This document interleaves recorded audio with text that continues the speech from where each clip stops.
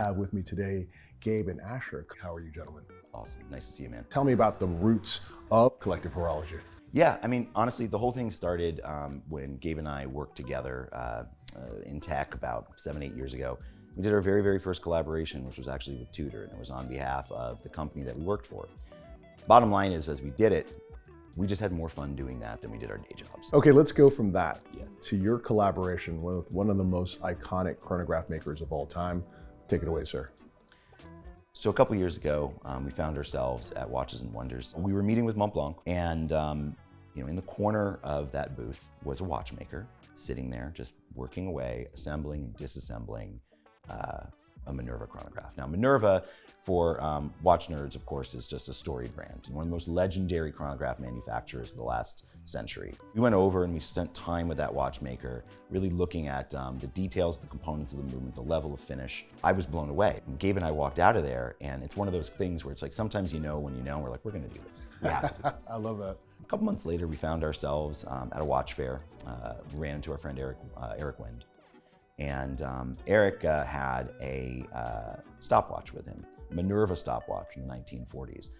And Minerva chronographs, of course, very elegant, very beautiful watches, but the stopwatches from the 1940s and 50s in particular were so vibrant and so modern, and their use of primary colors in particular, like, really struck us. We looked at this watch, it was a Yacht Timer, and we're just like blown away. This is like, it wasn't just a cool design, it was fun. Right. It was alive, So we started collecting stopwatches and going down this rabbit hole of Minerva in that era, which ultimately led us, in partnership with them, to a design for a watch that is essentially historical fiction. This watch was never made, it didn't exist, but it could have. And it draws its inspiration not from chronographs, but from stopwatches of the 1940s.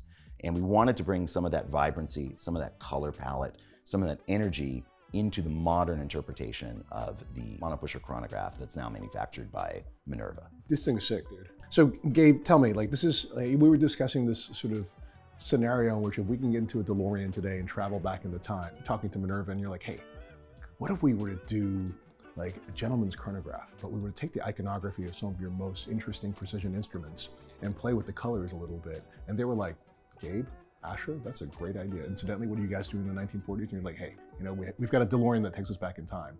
And the result is this amazing watch. I love the double scales on it, right? So I love the telemeter on the outside. I love the tachymeter snail form in the inside as well, which they're very famous for. I mean, tell me about like how dope it is for you to be able to create this. So a lot of the Minerva chronographs now and in the past were inspired by military use cases. They were black dials with numerals in relief in white. This is different. It draws on the very specific design language of stopwatches, which is form follows function. And as a result, I think in some sense, it's more of a tool watch. For us, what I love about this is, yes, it's a Minerva, but it really has a sporting vibe to it. It feels both at home with the brand, yet very distinct and almost kind of refreshing from what you typically see. The first thing that jumps out at me is how easy it is to read, despite how complex it is in terms of the scales. And you guys just crushed it with the use of color and the use of typography. Like the fact that you've done the telemeter and the tachymeter in blue, then you have the subdials in this sort of very soft yellow, and you've got this beautiful white lacquered dial in the back with these massive oversized indexes, sword hour hand, syringe minute hand, and this imperial large seconds hand. I mean, it's phenomenal from a typography perspective and from a design perspective. But let's turn it over and talk about this crazy movement that's in here. The beauty of these watches lives in the movement. And chronographs in general, I think are lyrical. When I think about movement design and what I personally look for in a watch, I look for implied motion.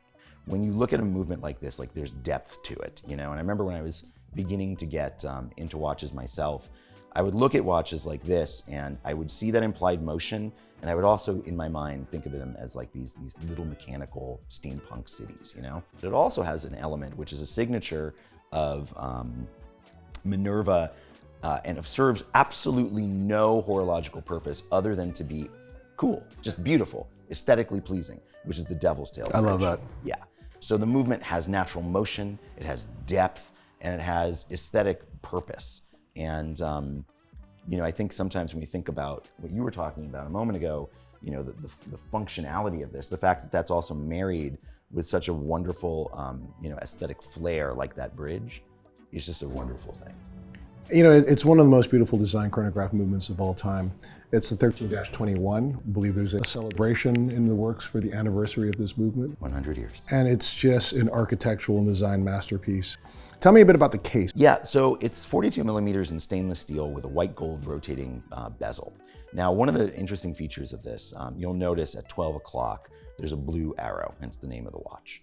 And that blue arrow rotates when you grip the white gold bezel. It's bidirectional friction bezel. And that also adds, I think, to the sort of classical tool vibe of the piece.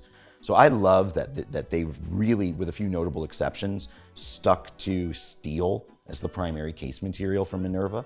I think it really puts the attention on the movement and makes the watch itself not lose its core tool functionality. This is not a precious, so to speak, watch. I gotta ask you about the symbol at 6 o'clock. Tell us about that. So what we're talking about here is the fact that the Minerva logo is on the dial. I think what's interesting about the way Montblanc has handled Minerva is they've acted as a custodian of the brand. They've really almost preserved the brand in like formaldehyde in a way. Like they've kept the integrity of the manufacturer. And it was really important for us to celebrate this watch being a Minerva and a Villeray manufactured watch. And of course, the movement is always signed Minerva. And as part of the design of the watch, we asked, would it be possible to include the Minerva logo on the dial? This is something that would be really important to us.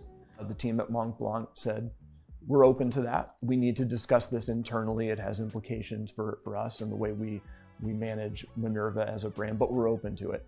And we figured we would never hear anything about that again.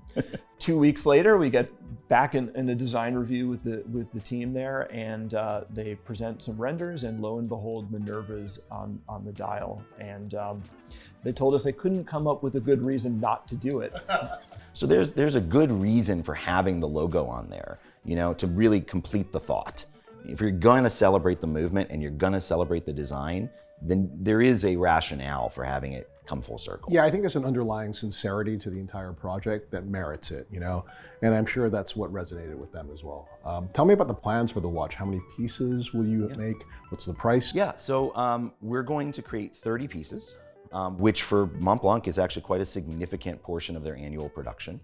The watch is priced at $35,000 USD. The watch is going to go on sale on October 3rd, at I believe 9 a.m. US time, and we'll make it available directly through collectivehorology.com, so you can order directly through us. Well done, Asher. Thanks, man. Appreciate Gabe, bravo, sir. Thanks, Glenn. Nice, guys.